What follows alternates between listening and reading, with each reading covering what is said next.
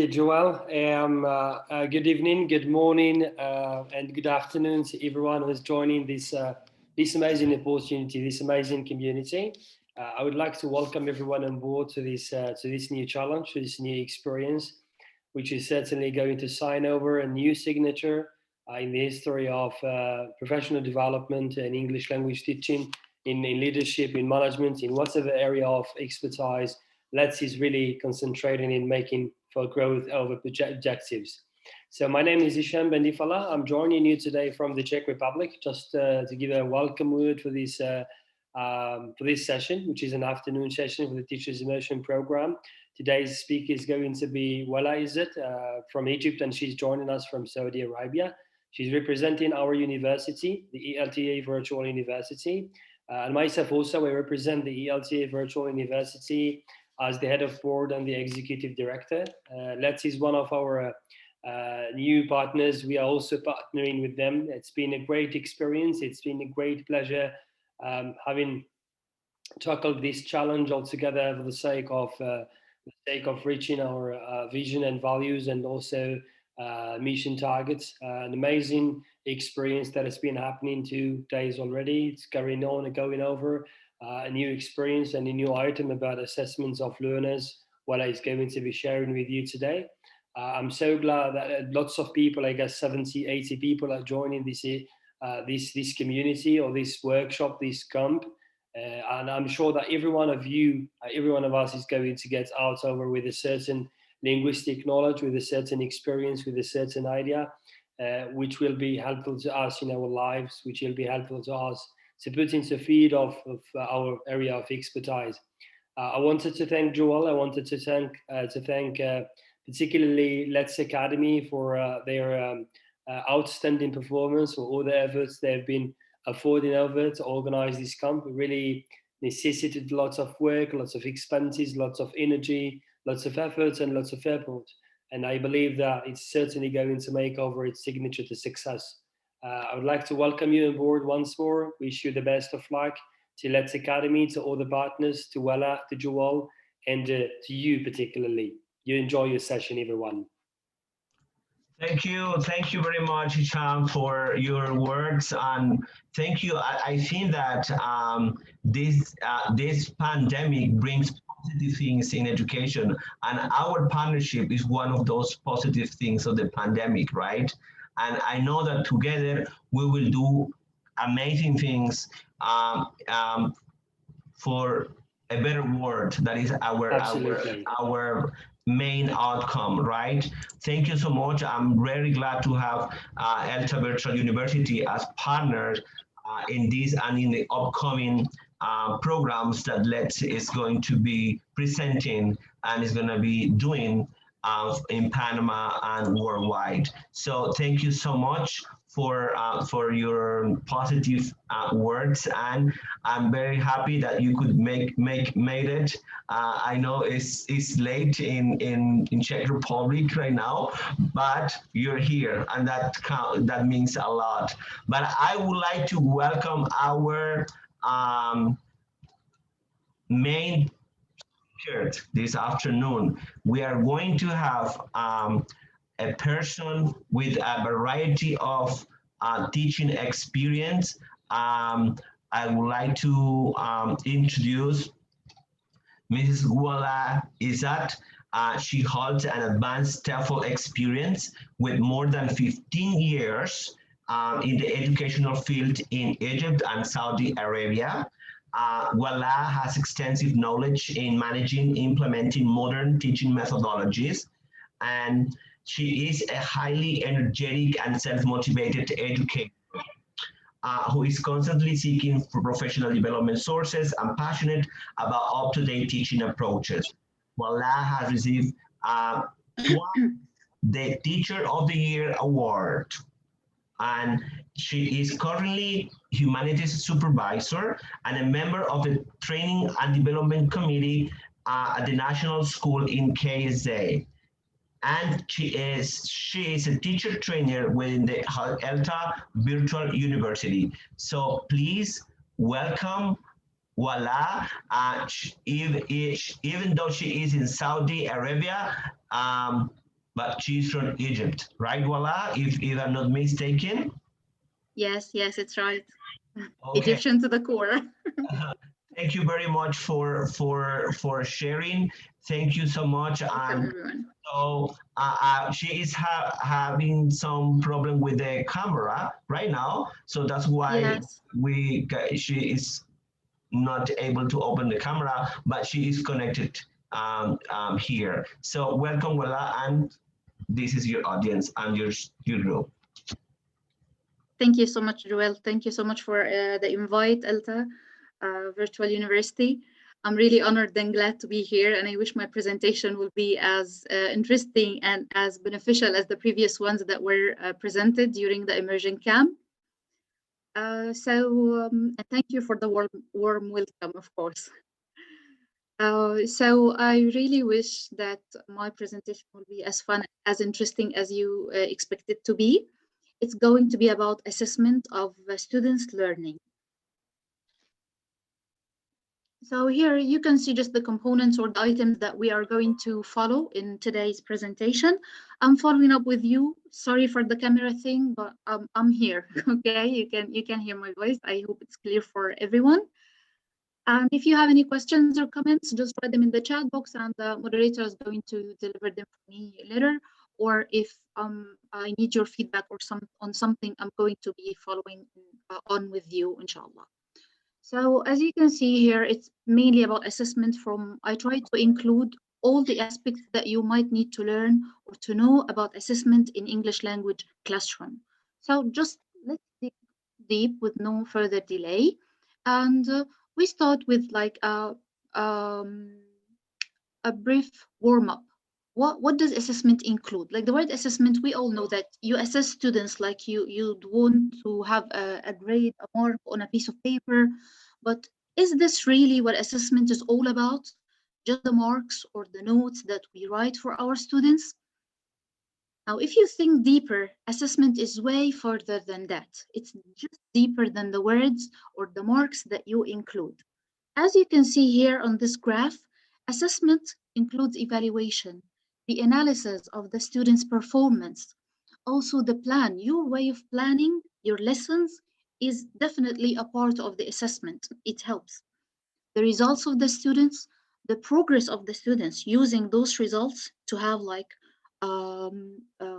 statistics to show you how how far are your students going, or are your learners going with their English language journey, and also it measures their knowledge. And finally, to reach your goal, every assessment should have a goal, as we will see in a minute. It's not just the fact of giving them exams or quizzes to answer with the point of having a mark to be put into the score sheet. It's not just about that. Okay, so here, what is assessment? And is it similar or different from having an evaluation? Like, as you've seen here in the previous graph, they're kind of similar. Sometimes they can be integrated together. But actually, there is a little bit of a difference between assessment and evaluation. Okay, would you like to have a chance to think what's the difference between both? Or what does each of them focus on?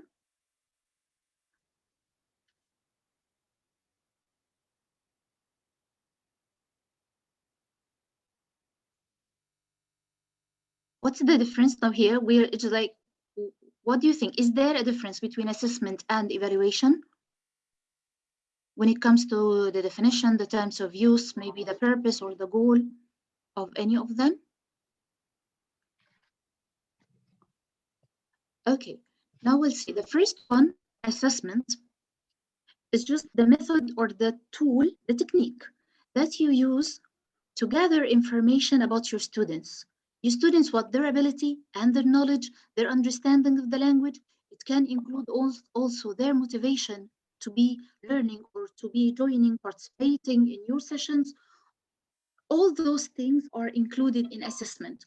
So it's not just it does not only depend on gradings, the marks. Did the student get the full mark or not? No, it's not that. This would be a part of evaluation. Now, evaluation is like collecting the information about your students. This is why it's like mainly focusing on having marks or points or like specific tools to tell you how far did this student go. They can be used integrated, like assessment and evaluation. They can be used integratedly in your or during your sessions. But the most important thing is that to know the difference. If you need to evaluate your students and just the purpose, you would need to have a criteria, a rubric in which you're going to put the marks for each one of them. This would be evaluating the students. But if you need to assess their knowledge of the language or how far did they gain from you as a teacher, here you'll go or you'll use the assessment tools that we are going to explain during today's presentation.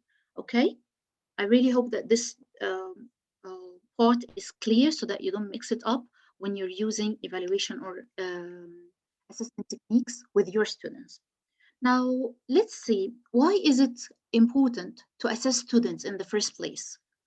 Like, can't I just go on explaining whatever I know, following the curriculum and using the curriculum or the content list to make sure that I am going on the right track? Don't we all have a list of content at the beginning of the book? Can I just cross or tick beside the lessons that I explain? Do I need to assess my students? Now let's see, I have here a short video for you. I would like you to watch it carefully. It's only for a minute and a half. Watch it carefully and please write down. I'm sure you all have your notes, pens and papers. This is how we always attend professional development workshops. Write down whatever information that you can find about the why. Why do we assess our students? Okay, let me share the sound with you so that when the video is on, you can hear what's going on. Hello and welcome to Teachings and Education, the purpose of assessments. So, what is the overall goal of using assessments? Educators must use assessments as a tool to improve instruction. Improving student learning will always be the primary goal of assessments. It must be used formatively to pinpoint when students become lost. When students are lost, teachers can intervene through assessments. Teachers can decide to reteach, move on, or change teaching strategies. Now, on a larger scale, assessments are used for evaluation as well, which is different.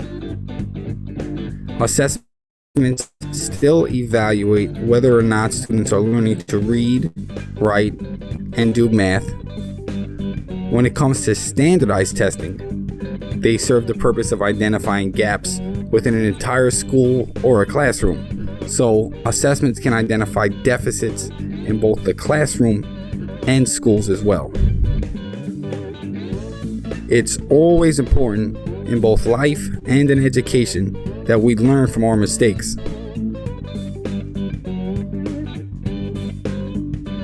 And teachers should want to show students that hard work pays off.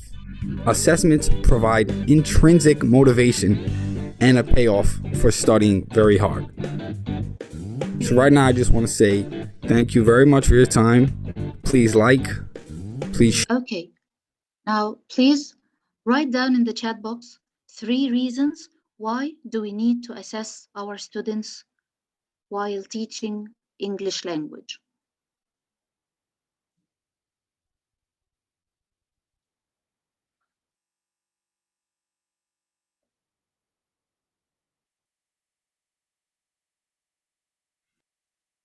Why do we assess? Why do we have to assess the knowledge of our students?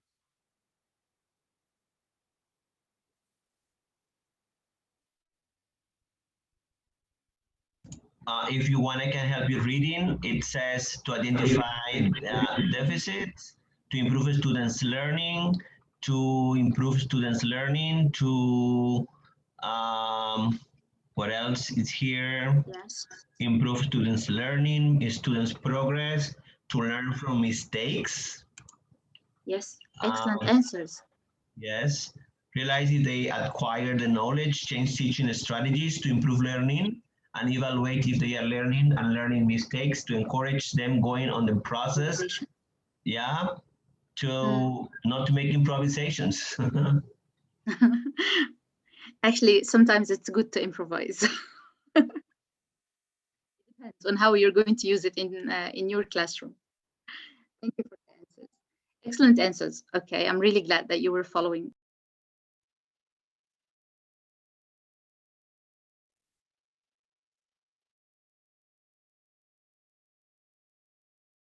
So it says we need to identify the students' skills. We need to know how they're working in class to improve teaching strategies, to reach if it is necessary, from challenge ourselves to about looking for another way to teach For the another lesson. way. Yes, excellent, excellent. Yes, thank you all. Excellent answers. Now, as you can see here, I shared on the screen now. This is the core of teaching, or why do we need to assess? The purpose of the assessment. As you all said, we needed to improve our students' learning.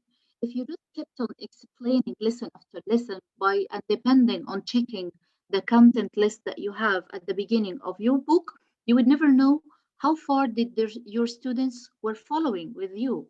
Am I too fast for them? Am I too complicated for them? So you need to assess them to know about their learning and improve it. Okay. Then assessment is a good tool to improve or to learn from our mistakes, because once you give an assessment task, you give your students feedback about this assessment, which helps them to improve their mistakes or avoid repeating the same mistakes again. And definitely this will lead to their improvement. Sometimes the mistakes are not only done by the students, sometimes it happens also by us as teachers. When you give a certain type of an assessment, or you use a certain strategy to explain a lesson, and then you think that, wow, this is a successful one. I'm going to assess my students, and I'm 100% sure that they understood the lesson well. Then you find that their assessment grades or marks are not really what you expected. This means that something went wrong with your lesson planning or with your educational way or the process itself. So here, learning from mistakes, it's not only about the students, but sometimes about the teacher himself or herself. Then also assessment sometimes, most of the time actually, is motivating the students. For them, it's like a challenge. Am I going to be able to submit this assessment perfectly to follow all the criteria that was set by the teacher? Or am I going to be like behind and I need to improve myself? So it is a way of motivation for the students. It keeps them engaged. It helps them to participate as long as you are explaining. And for the lazy ones, it pushes them to study. Some students never study unless there is a test, unless there is a presentation to make. So it's a good motivation for even the excellent students as well as the below level or the average ones. Okay, and here of course it's about the evaluation. Where was I able to develop my students' ability or not? Do I need to dig deeper into the learning process?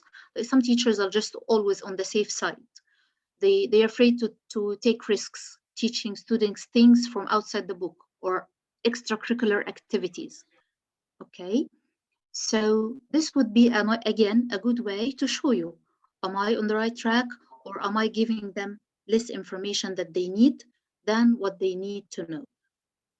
So here, like to wrap up the reasons, it is important to see what has been achieved, what difficulties are facing the students, the areas that needs improvement, because depending on assessment, you can make remedial plans for the weak students. You can make enrichment plans for the excellent students, and you can help the ones in the middle, the average students, to excel and be even excellent students, right? So gives you solution for the problems and helps you improve your techniques because you will know whether they are useful or not. Actually, I loved this quotation when I was researching the topic. That why assess? Simply because the small gaps that you have in your teaching techniques can be really huge if you didn't address them immediately or one by one. If you keep just explaining and you never assess your students, or you assess them like on long ranges of time, you will never know if they are following with you or not. You will never know which student is left behind. Sometimes you'll just be surprised of the amount of the students who are not following, and you just think that everyone is with you on the same track. Okay, guys, so far so good? Yes. Okay. Now here, when it comes to assessment, now this is the 21st century. We're almost in the 22nd, right? Pandemic or not, we're developing, right? So there are two ways of assessment, like the traditional ones, the ones that we used to have when we were like at school 20, 30 years ago. Those assessments, kind of the paper ones, usually focusing on the language. Do you know the right form of the verb or not? Do you know the correct spelling or not? It wasn't really focusing on communication. So here, this is the difference. Your role as a teacher of English now is not just to teach students the correct spelling, the correct grammar. No, you're teaching them English as a means of communication, right? Like see here in this meeting, we're all coming from different nationalities, right? Did anyone ask the other about the pronunciation or spelling mistakes that we're making? It's not the purpose. The main purpose of language is to communicate, right? So here, yes, we teach them those lessons about the spelling, the grammar, the vocabulary words, and so on, but you do not make it your target as it was in the traditional assessment. Then previously, all the skills of the language was taught isolatedly. Like, what do you mean? Like during your week plan or your weekly plan, you would have a separate day for teaching vocabulary. Then the second day, the session is merely about grammar. You don't mention vocabulary anywhere. The other session is about reading. No, now we're focusing on integrated skills. So if I'm going to give my students an assessment, it's not only about vocabulary. It's not only about checking the grammatical mistakes. Yes, you can give them those. But the best ones, the authentic assessments that would teach the students how to be like native speakers, users of language, follows the integrated skills. You assess the four skills at the same time: reading, writing, speaking, and listening. One task, one activity, one homework assignment can just assess all those skills at the same time. Do not just give them a list of words and say, okay, go write those words 10 times, then you memorize the spelling. No, ask them to use the words in a story. Ask them to draw a picture about the story, then come describe it the next day in class. Those are integrated skills. Also, here, the emphasis was on what? The output. I give you a list of words. Okay, next day, I'm dictating you those 10 words. Did you write them correctly or not? Okay, good. Here you have the full mark. No, the focus now in the authentic assessment is mainly on the procedure. How are you teaching your students to use the language so that they become really familiar with everything that they can see in the language? They don't just depend on what they've been taught in the books. No, they know how to use it freely because you taught them how to produce their own language, to focus on how to produce a good language. And finally, the traditional assessment focuses mainly on tests. By the end of each lesson or each chapter or each unit, you bring this test, whether you make it yourself or it's ready made for you on a website or any test maker that you have, and you just give it for the students and that's it. I would like to see if you pass this test or not. Nowadays, the best way is that you use the tests to teach, not just to get the mark and write it in your score sheet and that's it.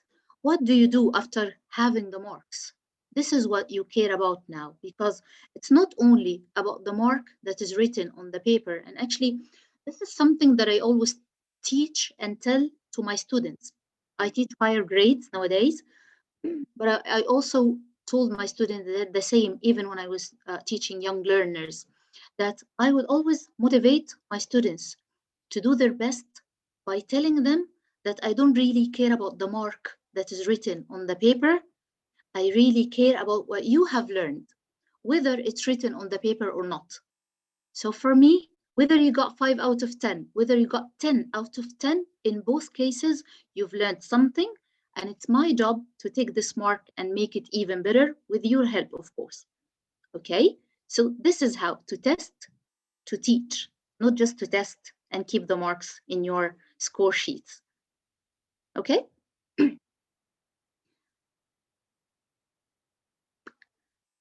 Okay, so Now, the first part. Now, in order to do assessment the right way, how can we do it rightly with the purpose of helping, not just keeping the marks as we agreed? Okay, so this is the first thing that I need you to really keep in mind for today's presentation. Change your way of thinking of assessment and try to teach that to your students as well. The marks are really intimidating for students. We've been brought up that if you didn't get the full mark, this means that you're less than than your friends. Why didn't you bring the full marks like your friends? It's not about the full mark anymore. It's not about the full mark. You will see now in today's presentation different types of assessments that doesn't even depend on marks, and you would still see how far or how much did your students improve. Now, here we have the principles of assessment. Number one is authenticity, how to make authentic assessment. Authentic, like it's traditional, it's for you, okay? It's not like used for everyone. Then number two, reliability, how to make reliable exams or I'm not going to use exams because exams is mainly for papers, right? And we agreed that we're going to use more types than just the exams. So how to make your assessment reliable. This is number two. Number three, how to make valid assessment. What do we mean by valid assessment? How to make it, we'll see in a minute. And finally, the washback effect. So those are the four main principles of making any assessment for your English language learners. Now let's see them one by one to see in detail how can I make my assessment following all the principles of making a good assessment. This is authenticity. Number one, authentic means what? That the assessment you're using is coming from a real life situation. When you ask your students to make up sentences or use the vocabulary words in sentences, always ask them to bring sentences from their daily lives, not just imaginary things. If they involved the real life into the learning process, they will never forget what they have learned. And this is in all subjects, not only in English, but we focus on language here. So keep this tip. You might tell your other fellow teachers from other subjects. Always involve something from real life. If you give them a grammatical rule, ask them to use it on their own lives. Tell me something you did in the past. Tell me something you wish to do in the future, and so on. So this is number one, real life. Number two, natural language means what? When you're making the test or when you are preparing an assessment task for your students, do not use complicated language. Those very complicated terms that usually can be used in like very old books or very complicated university researches. Make it simple. Natural language is a simple language, right? So make it simple so that they don't get stuck at understanding the meaning of the words. They need to know what do you need them to do. So how can you know that if you're using really complicated language for them? Be natural. Be natural, okay?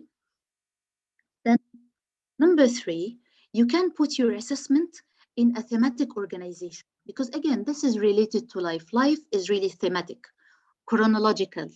So you can assess them by putting the items of your exam like a storyline, like a story, the steps of a story. So question one, giving or filling the gaps to a sentence. And then sentence two is really completing the first one. So when they read the assessment, they kind of reading the story. So they are more interested to finish it, to see what happened there. Okay, so this is the meaning of a thematic organization. Do not just put separate questions that are not really related to each other. Try to create a theme for your assessment so that it's all related, it's all easy for the students to understand. Then give them assignments that replicate the real world assignments. Like what? When you ask them to produce a piece of writing, what do we usually ask them to write about?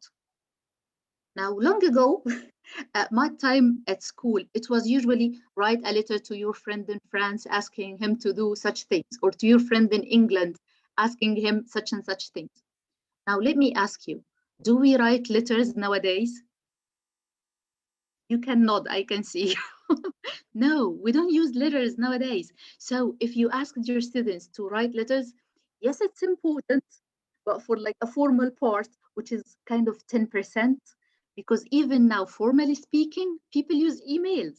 They don't use letters anymore. So maybe you can just renovate your writing assignments by asking your students to write an email to a company that you'd like to apply to, or write a short text, write a short message to one of your friends. You know how Twitter used to limit people with only 40 characters? You can use that into your classrooms because it would teach them to summarize. It would teach them to use the count the numbers of letters or characters that they are using. So this is a real word assignment, right? Next time they are writing something on Twitter, they wouldn't really struggle with being limited to the number of characters they are allowed to use. Okay, everyone, is making authentic assessment clear? Shall we move on? So far, so good. Please, if you have any troubles following, write in the chat box if everything is okay. Thumbs up, thumbs down. I'm following. I'm here for you. Okay, next one, reliable. How to make your assessment reliable, mean trustworthy from the students. Number one, be consistent. Meaning what? That you have to follow the curriculum that they are asked to learn. Like I can't teach them about the past tense, then the assessment they found a question about the future, for example. You haven't taught us that yet. How come you're assessing us in something that you have not explained? Okay, so be consistent to the subject or the material that you have already explained, then assess this part. Assess what you have already explained. Give clear directions. Now, do not just like here in one of my previous schools, I would always write, choose the correct answer, choose the correct answer. And then my supervisor said that the word choose is not really specific. And I said, how come? I give her choices and I said, choose the right answer. And she said, no, the verb choose is not specific at all. Some students will underline the correct choice. Other students would draw a circle. A third party would just take the word and put it in the gap. Be specific. Give clear directions. She told me, write exactly what you want them to do. Do you want them to draw circles around the right choice? Do you want them to underline the right choice? You have to be specific. This is clear directions. Okay? The matching question, for example, another disaster, if you just ask them to match and they start drawing lines from column A to column B and you end up with a really complicated road lines when you can't really figure out which letter is going to which part of column A is going to which part of column B.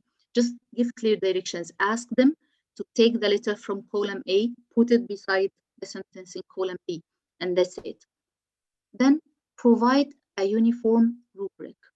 Your criteria of correcting an assessment should be clear, should be uniform, like for all the students, it's the same criteria. Not because like I like Louisa, I'm going to give her 10 out of 10 for no reason at all. But I don't really, I'm not really a fan of Doris, so no, 8 is enough for her. No, it doesn't work this way. The rubric must be clear for you and for the students. They know how they are being assessed. If you give them a sentence, right, to complete, and you give them 1 mark for this sentence, they need to know, why did I get a half? When do I get half a mark? When do I get a full mark, like 1? A complete 1. And finally, avoid ambiguous assignments. Those assignments that are complicated, too complicated that they are even ambiguous for the students to understand. You ask them to, okay, do this certain assignment, but your directions are not clear, your instructions are not clear, and the students are left up in the middle of nowhere. They don't know exactly what to do. You didn't give them enough instructions. And then you judge them by the end. How come you didn't do such and such things? Teacher, you didn't tell us at the beginning. Be clear, be specific, be uh, um, like simple. Put it simple. I want you to do 1, 2, 3. That's it. Okay, so that they can remember what they do, and if they do remember, they know that your assessments are reliable. They trust that you are assessing them for a good reason, for a good purpose. Third one, how to make my assessments valid. They are valid as long as you follow the curriculum. So if you give an extra information that was not mentioned in the book, it's not right to test your students whether they understood it or not, because it's not in their curriculum. This is to be fair enough. All the extra information, like I really like giving extra information during my classes, but I never include those into the assessment. Why? Because it's not part of their curriculum. The curriculum is put there for a reason. It knows the level, age of the students at that time. It's put according to certain standards. So if I give any enrichment information to my students, I don't include it in the assessment. So this is how to make it valid. Then being specific. Again, what do I need to know? What exactly am I assessing my students for? Like if it's vocabulary, assessing vocabulary, for example, am I assessing their knowledge of the meaning of the word? So in this case, I would ask them to match each word with its definition, or to define the following words, or am I asking, or is my goal to know if they can use this word in a context or not? So in this case, I would provide them with the word and ask them to use it in a sentence. You get it? So different aims, although it's the same. Listen, it's about vocabulary, but the type of question is different depending on what do you really need to know, what do you need to assess. Then, what types of tests are available? Like, I'm assessing them in vocabulary. Is it going to be a short quiz? Is it like 5 questions max? No, it's going to be a long test, like 10 questions maximum. Or is it going to be multiple choices? Is it going to be matching? Fill in the gaps. You need to know what kind of tests are you going to provide to your students, and you tell them so that they are prepared for what they are going to get. Do not just, okay, this Thursday you have an English test. What kind of test? You'll see later on. No, don't say you'll see later on. Be specific, be specific. Next Thursday is your English quiz, and it's going to be all multiple choices. Or it's going to be 2 different posts. The first one is matching, the second one is multiple choices. So what type of tests are available is part of your using a valid assessment. And finally, how can I use the results that I get for my tests? You have to put this in mind, as we agreed. It's not just about the mark. So I'm giving them the test so that I take the results and I analyze those results to come up with a plan. Which one of them got the lesson? First of all, the average of your students' marks will tell you how well did you explain this lesson. Okay, then you focus on the students with the below marks, and then you have to put a strategy for those. Why didn't they understand my lesson? You have to ask them, what was the problem? How can we fix it? Do you need an extra session? Do you need me to explain this lesson again for you? If the majority of the class couldn't answer the test, this would tell you that this lesson needs to be repeated because the majority didn't understand it. So you need to repeat this lesson before moving to the next one. Okay, so those are the points how to use or to make valid assessment tasks for your students. The last one of the principles of assessment is the washback effect. Now, what do we mean by the washback effect? It's the effect of the testing itself, the effect of the assessment, not only on the students, but on you as well as a teacher. So it's the effect of the assessment on the teaching and on the learning process. The teaching is your part, the learning is the student's part. How should the test be, or how should the assessment have a good washback effect? It should have a positive effect on you and on the students. How can we achieve this? By applying the validity principles that we just said. Use the test to improve your performance as well as the students' performance. This is why whenever you do a test, you should give the student feedback. This feedback of the test or of the assessment is for you and for the students as well. It's a really bad thing that some teachers do, is that they give the students the test, then okay, they collect the papers, and a minority, I know that it's not common, but I have seen teachers that are just collecting the papers and never even grading them. So why did you assess your students in the first place if you're not going to grade those papers? Or they grade it and then they keep the marks. They do not inform the students. How much did I get in the test? Later, I'm going to tell you later, and then they forget. So what's the point? You just wasted your time. If you do not use the results of any assessment that you make to evaluate the students' achievements, as well as your own achievements, then in this case, it was just a waste of time. I do not advise you to do that at all. Always give an assessment for a purpose and always use it well after it is implemented. Do not just give it and then forget about it. No, you have to use it. Like, for me as a teacher, although I know we have to follow a plan and we have to assess our students from one time to the other, but sometimes I used to, if I'm really stressed up with work, and sometimes it happens to all of us, if I'm really stressed up, I have tons of things to do, I avoid the assessment.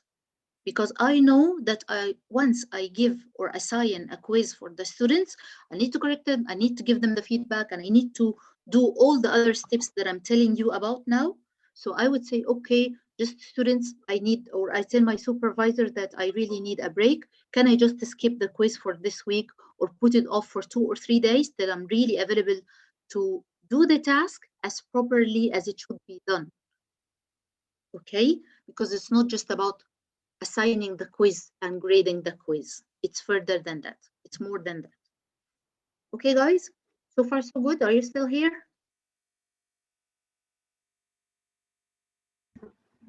Yes, we are. Yes. Alhamdulillah. Excellent. Thank you. Okay. Now let's see the types of assessment. Now here you might start seeing familiar words or things. There are many, many, many types of assessments, but the major three that we all use, especially in English, are the three that you're going to see now. The first one is the diagnostic test. Have you ever made diagnostic tests for your students? Or do you know what is it? Sometimes it's called a placement test. It can be used like this or that, diagnostic test, placement test. Well, when do we use a diagnostic test? This is a kind of test that you do at the very beginning of the school year. Once they tell you, okay, Yvonne, this year you're teaching grade 1 or year 1. Okay, you don't know the students. You have not seen them before. So what's the first thing you do? You give them a diagnostic test for year 1, for the year that you are teaching. What's the purpose of the diagnostic test? To put like a baseline of understanding. This is the foundation of all your educational like planning for this academic year. This test would show you the level of your students. This is the purpose of having a diagnostic test. This is why we do it at the very beginning. I don't know my students. It's the beginning of the school year. And I really need to know what are their levels. Are they like all above the level for grade 1 or for year 1? Or do I have some weak students? So usually diagnostic tests are like standardized depending on the year that you're teaching. Okay, they test the major skills, the main skills that all students in this year should know. Like, for example, a student in year 1 or in grade 1 primary, okay,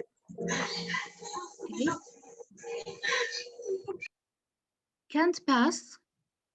He wouldn't be really fitting in grade 1 or in year 1 if he doesn't know the alphabet, A, B, C, D, right? If he doesn't know the vowels, if he doesn't know the simple word, cat, dog, blah, blah, blah, and so on. So you put a test like that for year 1 students, and whenever a student is coming to apply or enroll for year 1 in your school, you give them just this diagnostic test to know his level. So it would determine you the goals for a unit. For example, that if I found that depending on the gradings of the diagnostic tests, that for example, the majority of the students needs improvement in the vowels. They missed this question. So this is where your unit should start. Make sure that they know the vowels before jumping in to give them like V or CVC words, cat, dog, and blah, blah, consonant, vowel, consonant words. Because if you said them that, okay, today we're learning consonant, vowel, consonants. Okay, teacher, what's vowels? We don't know them. The diagnostic comes at the very beginning of the year. Some other times you do them at the beginning of the unit. If you're, or the beginning of the chapter that you are explaining, to see how far do they know about the topic that you're going to explain. Then the diagnostic tests is really helpful to show you how to group your students, because again, of the modern techniques of teaching, it's not individual teaching anymore. We usually teach them in pairs or in groups. So the diagnostic tests would help you arrange your students in groups depending on their marks. So maybe you'd like to put all the excellent students in one group and all the average students in another group and the below in a third group. So whenever you have an activity, you pass on something that is really complicated for the talented students and something simple for the below students. This is one way of the grouping. Another way can be depending on the mix, that now depending on the diagnostic test, I know that I have 3 excellent students, 5 below students, and so on. Then you mix them together. So in the same group, you'd have all levels so that they help each other improve or learn more. Peer coaching, peer learning. They learn from each other. The second type of the tests or the assessment is the formative assessment. When do we use the formative assessment? Now here they call it the on-the-go assessment. Why on the go? Because you use it every day. You can use it even more than once a day. The on-the-go assessment, the formative assessment. When do I use the formative assessment? Anytime. Literally anytime during the teaching process. Whenever you need to assess your students' learning or how far did they learn, you can just use a formative test. It's like a feedback, like you explain a certain information and then you stop for a while and ask, like here, okay, we can try this now. Let me give you like a quick formative assessment. Who can write in the chat box the 4 principles of assessment? Who remembers? Who still remembers the 4 principles of assessment? See, this is a formative way of assessment. You ask during the process of learning. You don't wait till you finish. Okay? So while you ask during the process of learning itself, this gives you a chance to give a feedback to your students and also gives you a chance to revise your instruction, the planning that you have done. So this is a very good way of assessing your learning style and also the students' improvements, the formative one. Okay, So the formative is the on the go. Remember with the quotation marks here, the nickname for the formative assessment, the on the go assessment. The last one, thank you, Rodriguez, for the answer in the chat box. You remember, good student. Okay, so the last type of assessment here is the summative. Thank you, Daira. Thank you. The last one is the summative. Now, from its name, it's summing up what you have explained. So it's not the kind of on-the-go assessment. No, you do it only at the end. You keep on explaining during the session, or you keep on explaining your lesson. Then at the end of my lesson, I would just ask them a question or give them just a chance to give me a feedback about what they have learned from today's session. So this is like another type. You go on talking, explaining, doing activities, doing drills, and then at the very end of the session, you assess your students' learning. This would give them a chance to see their accomplishments, but it doesn't work.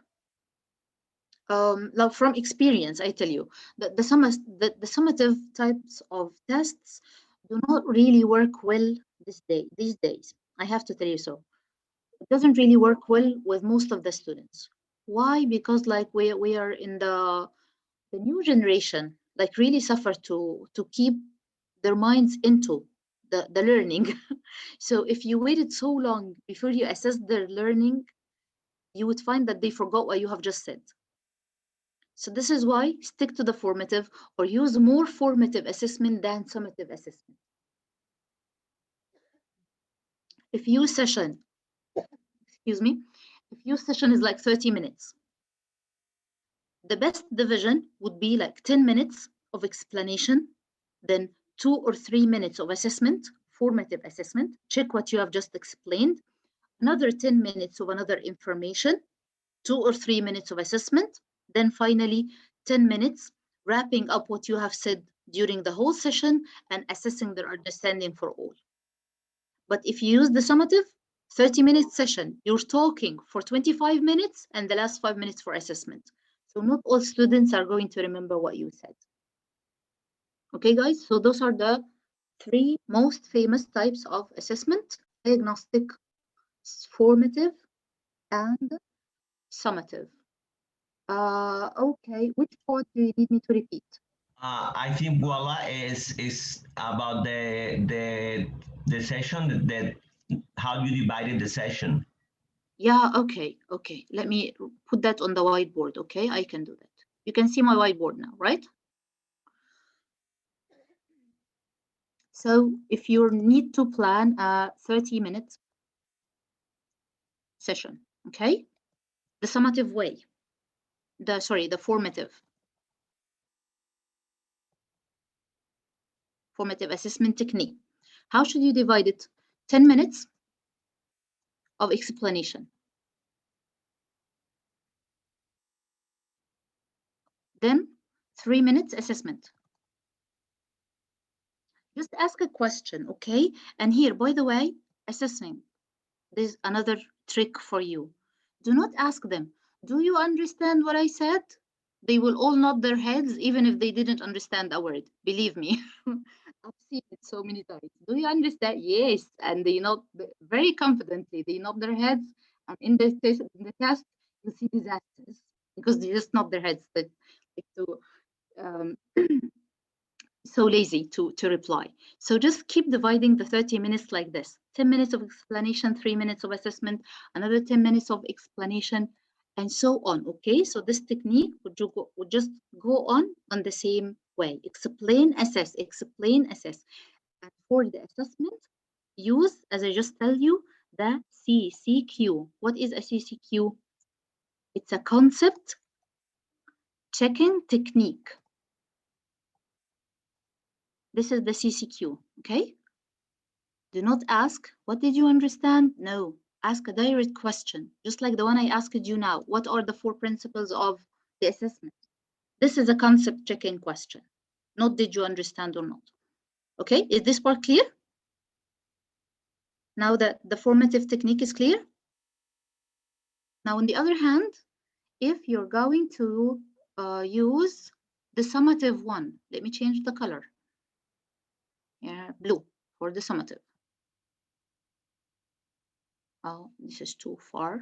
Let me put it here so that it's like near the other one. So again, here is the same 30 minutes, but with the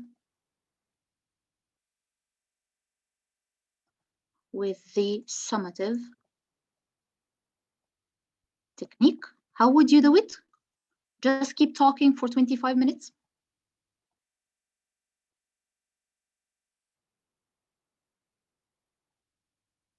Then the last 5 or 10 minutes, just general assessment for what you have said or done during those 20 to 25 minutes. This is the difference between planning depending on the summative technique or depending on the formative technique. Is it clearer now?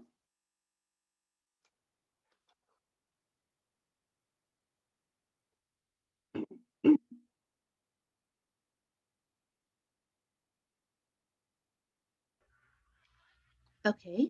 I would like to ask a question about the summative technique. Yes. So on the day that we're going to apply our summative test or summative presentation, we are going to spend between 20 or 25 minutes about reinforcing our students about the previous information for the summative test. Am I right? And then we start with our summative activity. Am I right or am I mistaken? I don't know. Would you please repeat? Yes, on that day that we have a summative activity, for example, a summative test. Yes. Do we have to spend between 20 or 25 minutes of reinforcement? And then after that, we start our summative activity? Yes. Okay. Got it. Yes, you just, so it's like during those 20-25 minutes, you're just explaining the lesson from the book on the whiteboard, using a presentation that you have prepared, giving them hands-on activity if we are back in class, but you never ask them any questions until it is the end of the session. Towards the end of the session, you ask them, like, again, concept checking questions, but that are covering the whole previous part, 25 minutes as a total. Okay? So this is why I just said, like, from experience, here students in the formative technique, students are more engaged. They know that you're going to ask them every single minute. They know that it's not a lecture. They don't have to be sitting there for a 20 minutes, 25 minutes, waiting for the teacher to finish his presentation. They know that they are an essential part of the educational process. So they are really engaged. But if you tried this technique, especially with higher grades, the teenagers, you just lose them. They be there sleeping, waiting for you to finish. And once you finish and you ask them, okay, what did you understand from what I said? Most probably nothing. We say, إِلَّا مَنْ رَحِمَ رَبِّي, except those who God has favored. Okay. So far, so good.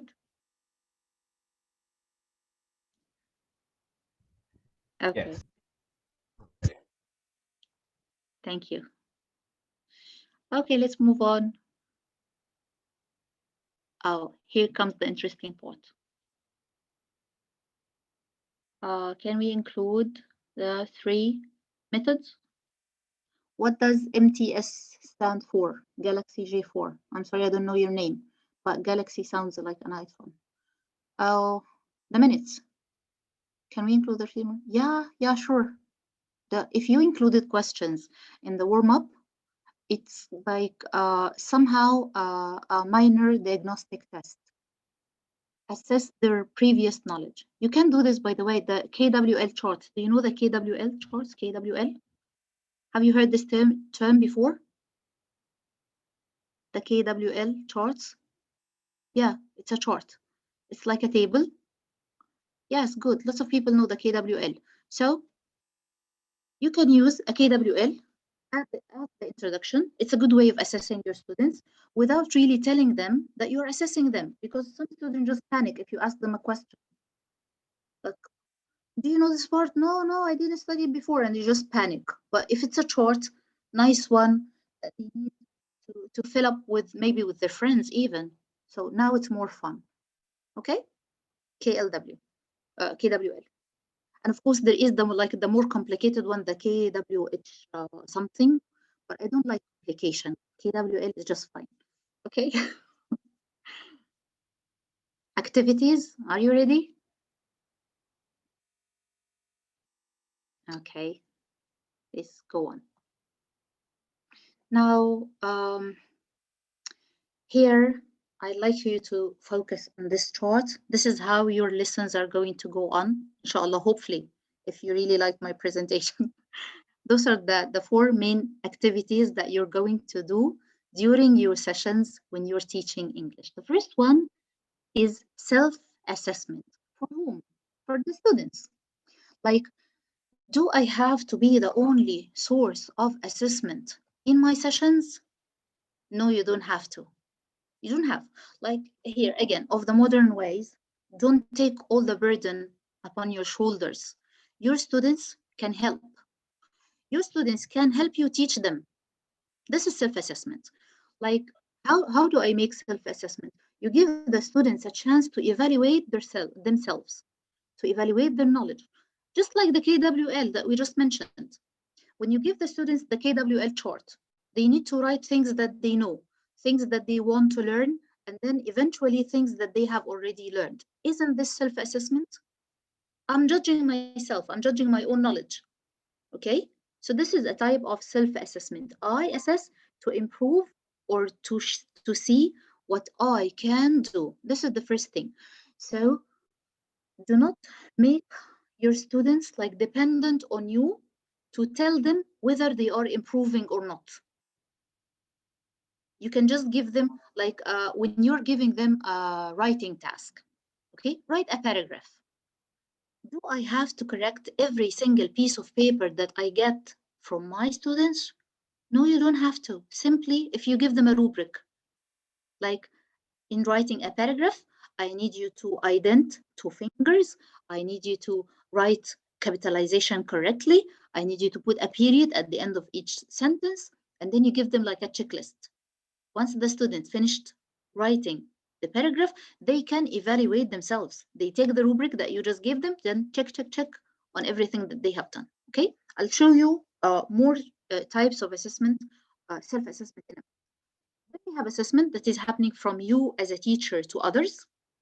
Okay, coaching that is for students to assess each other.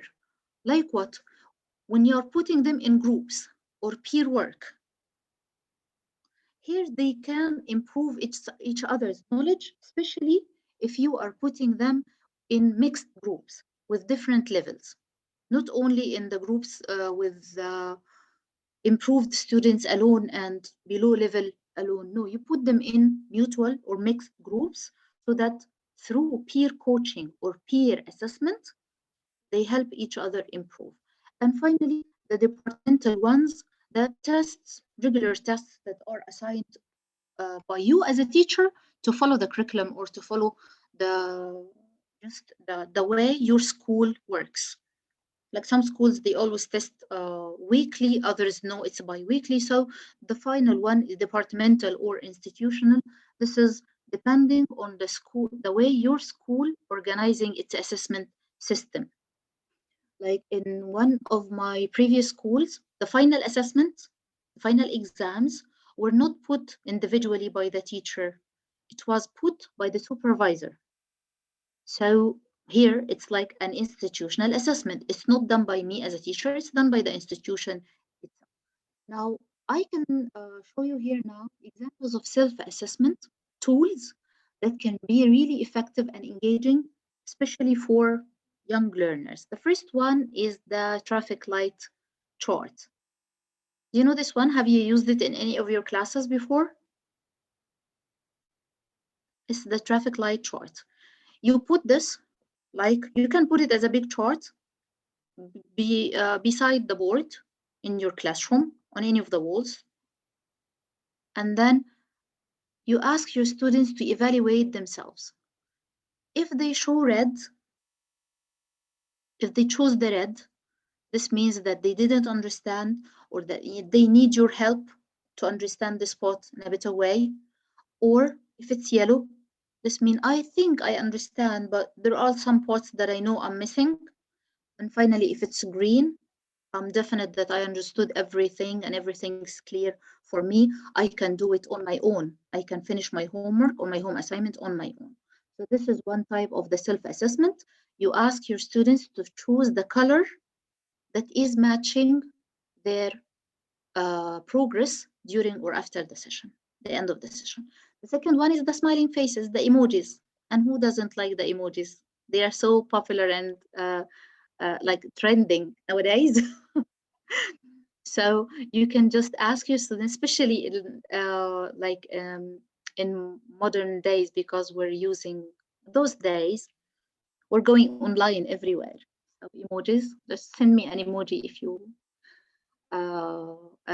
are if you understand. I got this. It's like the white smiling one, smiling. Okay, I'm getting there. I'm happy with what I'm learned. Help, please. And then the meh thing, I'm thinking, means that I don't know whether I understood it or not. Let me think for a while. Okay. And the last type is the 3-2-1 strategy. You ask your students to give you 3 things that they remember from this lesson. Tell me 3 things that you remember. Tell me 2 examples of things that you have learned, and write 1 question about something that you're not sure of. If students choose to skip the one, like the excellent students, do not push them to do it, but keep asking, are you sure you understood everything? Try to remember all the concepts that we have covered. And then you can make sure that they have understood everything, or just they need an improvement in any of the parts or the concepts that you have explained. Okay, of course there are many other examples of this. There is another famous one I used in one of my sessions. It was called the Washback. I don't know why didn't I include it here. Let me find it for you, just a second, because it's really nice. I used it in my sessions before and students loves it because it's like quack quack and we keep making the duck sounds. And they just love using this card for walking back at the end of each session, to the point that if I forgot it, they would remind me, teacher, we didn't quack today. So here, just a second, it's here.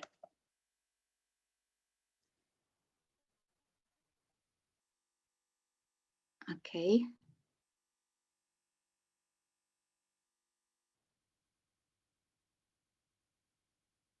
Here's the quack back.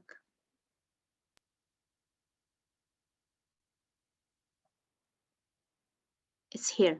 Can you see it? I shared it with you now. Can you see the quack back? This one, my student loved it. Like question, like at the end of each session, each of my students should question. Give me a question. Tell me something that they understood. Tell me about a concept that we discussed, whether they agree or disagree. Give a compliment, whether to me or to one of their friends, because they are peer learning. They are learning together, okay? And finally, what things do you need to know more about? And here are like the tips for them. How will you respond to your peers in class?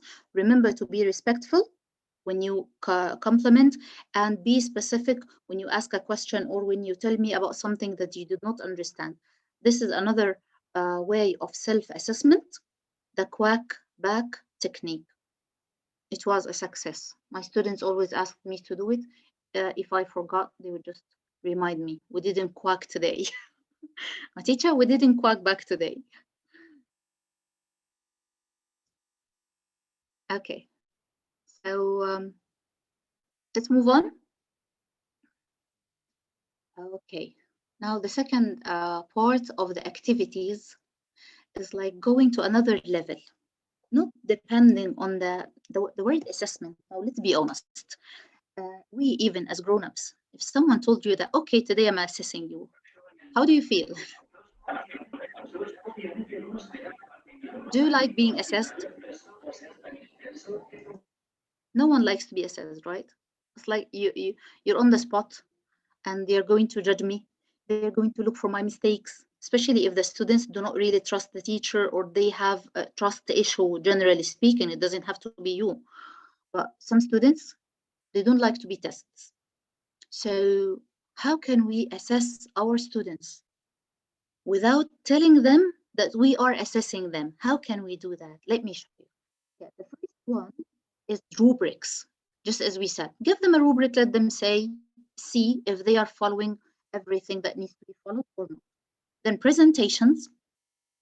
Then we have the nonverbal assessment, written assessment, and portfolios. Those are 5 ways to assess your students' knowledge without really telling them that you are assessing their language. Let's see how to do it. Number 1, the rubrics, or sometimes it's called the performance criteria. If it's a rubric, it's a chart that is showing you whether this student is below level or at level or above level. So you give them like the steps. If you covered all those steps, you know that you're good. You're good. If you did such thing, you get 1, you get 2. Rubrics are so famous in English language teaching. Do not make them like interpret the students. Tell them that this is the way you know that you are doing your best or you are presenting your best. And rubrics, because sometimes they are difficult to make, but if you can't make your own rubrics depending on what you need your students to do, there are many websites for generating or making rubrics for you. You can Google that up. You'll find rubrics makers or rubrics maker, rubrics generator. You can find ready-made rubrics for reading, for writing. Then there is also the performance criteria, which is a checklist to tell the students how far did they go. Then when you get the grading of the rubric and the performance criteria, you collect those and start making a chart to see how did your students develop in a certain period of time. Like if this rubric for writing, use the same rubric to assess every writing assignment that you are going to give for your students. Then at the end, you take this, you compare the rubrics to get the final results. Now, tips for making the rubrics. Number 1, make sure that the assessment is clear from the beginning. Make sure that the rubrics are well understood by all the students from the very beginning. Do not just give them the rubric and let them figure out how to use it. You have to explain it for them. And number 2, do not put too much conditions on your rubric. Make it simple. Do not put too much. Number 2 is about presentations. Presentation can be done in many ways. You can ask them to role play what they have understood. Imagine that they are the characters in this story and act it out together. You can ask them to make interviews. Interviews here are like for each other or for pictures, for example. Show them pictures and let them ask questions, ask each other or ask you. And then they would assess their knowledge of vocabulary based on the description of certain pictures. And finally, ask them to make text reviews. Instead of giving them direct comprehension questions, let them finish reading the text and then ask them to paraphrase it, to describe what they have understood, to summarize it in their own words. So now you assess their understanding without really intimidating them. The third one is about the nonverbal assessment. Now, how can I assess my students without asking them to speak? This is very good for the shy students. Students who are not really good speakers, not good public speakers. You can do it through charades or charades. Those are like the miming games. Instead of asking them to put the vocabulary word in a sentence, ask them to act it out, mime it, like the silent game, okay? Or you can use pictures again, but in this case, you ask the students to draw the pictures themselves, to show their understanding of a certain topic, okay? Like today's comprehension passage. Did you understand it? Yes, we understood it well. Try to draw something that is related to the text that we have just explained. So this is the nonverbal assessment. Written assessments. Here it's not about writing the paragraphs, but it's different types of writing that encourages the students to participate. Like what? The creative writing. You ask them to write a story from their own imagination. You don't give them a topic. You can just give them like a general theme. And then you give them the chance to be creative with the characters, the settings, and so on. Or you can give them the beginning and ask them to choose to change the end. You can give them the end and ask them to write the beginning. Be creative. You can ask them also to edit the writing. If you give them a grammatical lesson, and instead of asking them to just fill in the gaps using the same grammatical rule, you can give them passages using the same rule but wrongly and ask them to correct the grammatical mistakes. Or you can give them reading passages and ask them to write a review or a log for those passages that they have read. One other exercise is the content logs, meaning what the content log here? Like they write down about facts of the lesson that they have explained. Like just like the simple question, but instead of doing it orally, you can ask them write 3 things that you have learned from today's lesson. And finally, for the writing is sorry, the content log, we've already covered this. Finally, for the non-test assessment is the portfolios. Portfolios are simply files in which you gather all the samples of your students' work to keep track of their development. When you give them writing assignments, do not just forget about it. No, ask them to bring a file to collect all the writing assignments. So you can see periodically how far did they improve. Then regularly, you as a teacher keep adding the new works of the students so that by the end of the term or this period of time, you can have a track of everything that they have done. Once you have a track of their progress, you can ask them for a conference, like a meeting with your students, and discuss their progress with them, give them feedback about their progress, and this would be like you have already assessed their improvement without telling them that there is a mark and so on. And then you can have like a checklist to show as the students themselves to have like a checklist to make sure that they have covered everything they need to cover in their portfolios. Now here, let me ask you a question. What kind of material can we include in a portfolio? Now, what kind of things can I keep in a student's portfolio to make sure that I know their progress?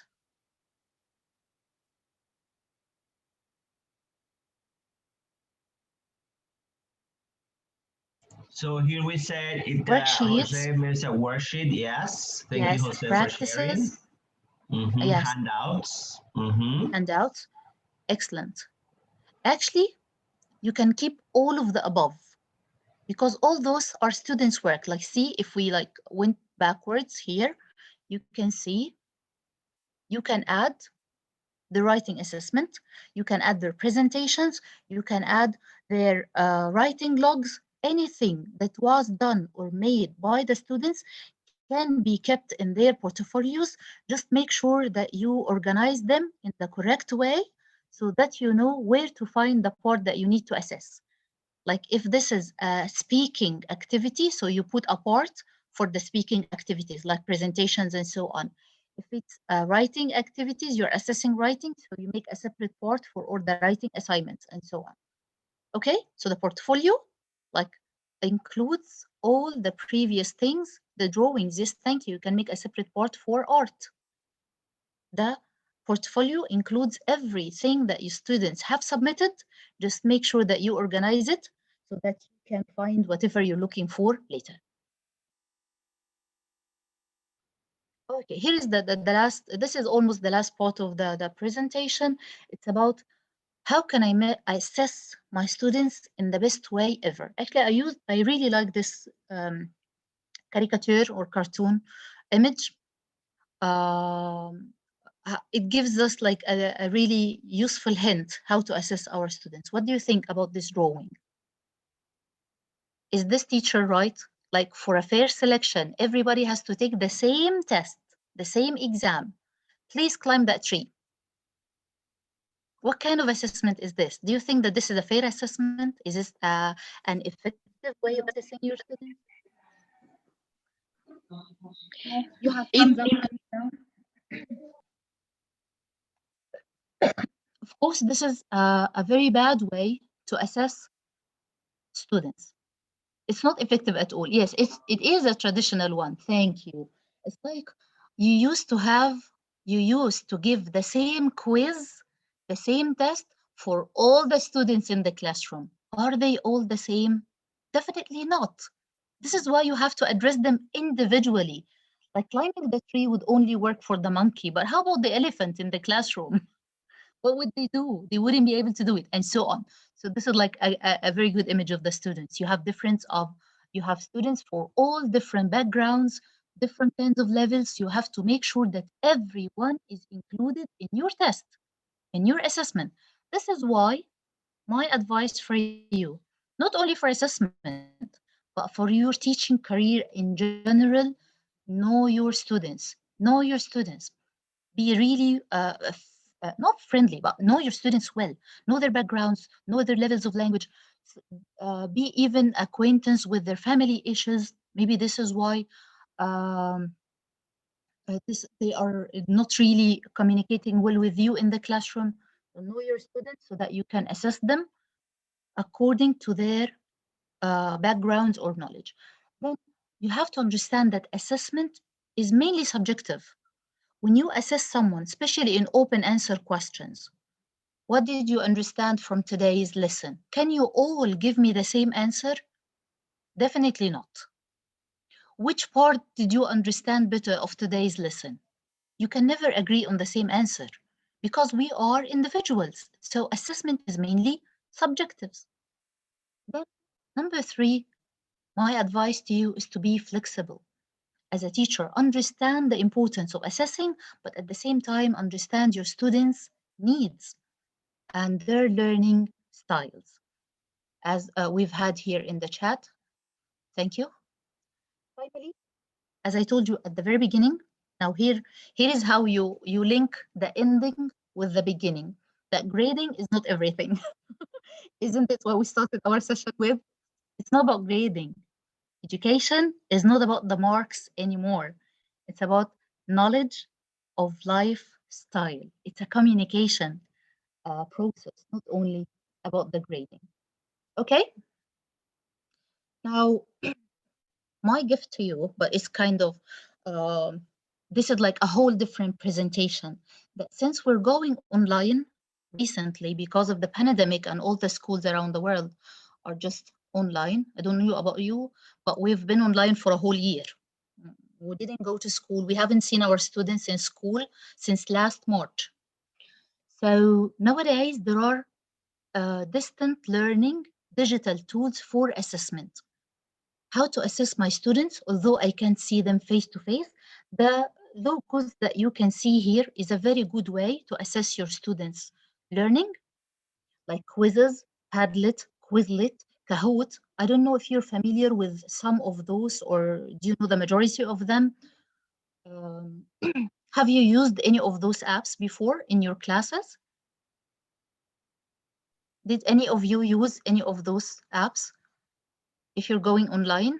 Yes, Rodriguez, thank you. Now, those are like games. The good thing about those things is that it assesses your students while they are playing. It's like a game. And also it's a challenge because they can see their progress compared to other students' progress. Now, I can see that some of you are familiar with those. Now, are you willing to try one of them? Because this is what I have next for you. We're going online and this presentation is online. Thank you for all the answers in the chat box. The Padlet, yes, I love the Padlet and quizzes and Kahoot.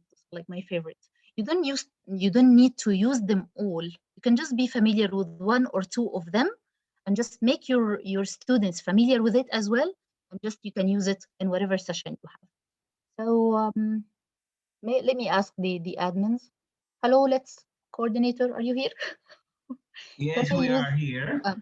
yeah, please, may I share a link with participants to check their understanding of today's presentation? Yes. Let's see for real. Okay. So I'm going to send you the link in the chat box. It doesn't require any signing in the app. Just click on the link and you will join. You will see all your process here or progress here on the screen. Just a second, let me get the link. The good thing about such games is that they are really engaging for the students. They get to see their progress, like compared to their to other learners, and you as a teacher get to have a ready-made report with all the questions that were mentioned.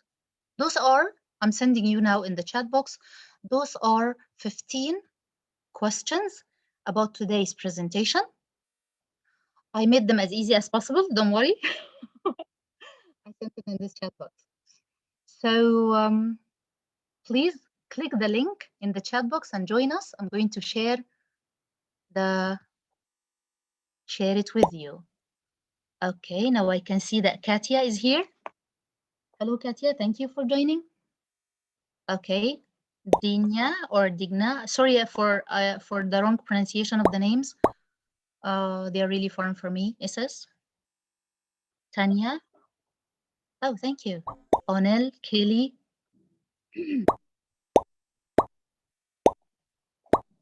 Okay, Yvonne is here. Betsy.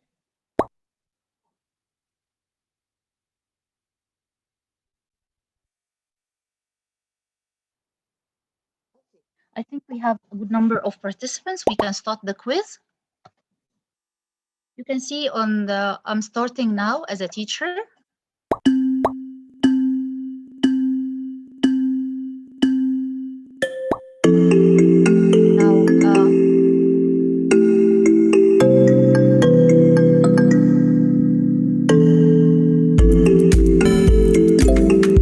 I can see your progress, okay? I can see that we have 20 players now. Katia already answered the first question. Thank you, Katia. Katie, it's on the way. Sound is funny, yeah. This is why some students join, just to hear the sound. You can turn it off, by the way. If it's bothering you, I can turn it off. Is it still on? I don't know. I turned it off from here. Can you still hear the sound on your devices? Okay. So here, Daira is number 2. Well, it says you are developing. I can also see the questions, by the way. See, you as a teacher, if you use this app or this website, quizzes, you can see the questions and how many students answered it wrongly or correct. Let's be back to the leaderboard. We have Katia's on the top. Someone jumped to the top. Oh, you read it. It says you're on top. Jost, mashallah, people are jumping. Okay. Keep answering, okay? Don't, even if you didn't get some questions, just keep answering. The point, as we said, it's not about the points, it's not about the grades. We just need to see how much did you learn from this presentation.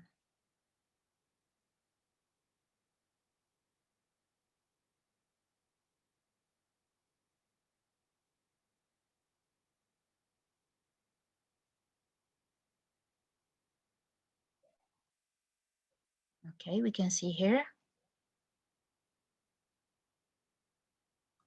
So now we have 27 players. Yes. We have 27 players out of 66 participants.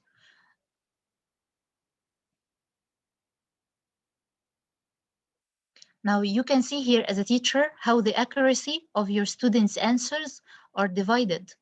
So far, 56% have answered correctly, 67, not really. And here you can see who is improving their scores or who answered things better than others or faster than the others. By the way, those points are counted by speed as well. So it's like the fastest and the most correct. This is how high your points are depending on the speed and the accuracy. Okay, 80%. 33 players, okay.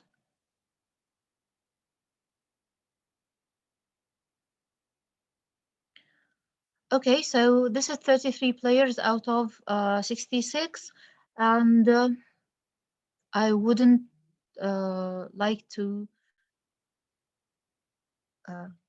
keep you longer than we should.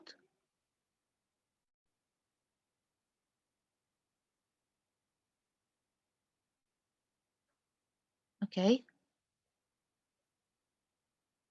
Now you can, at any time, you can just end the quiz. Let me see how far the people go. Some people have just started. We are 30 now. Okay. So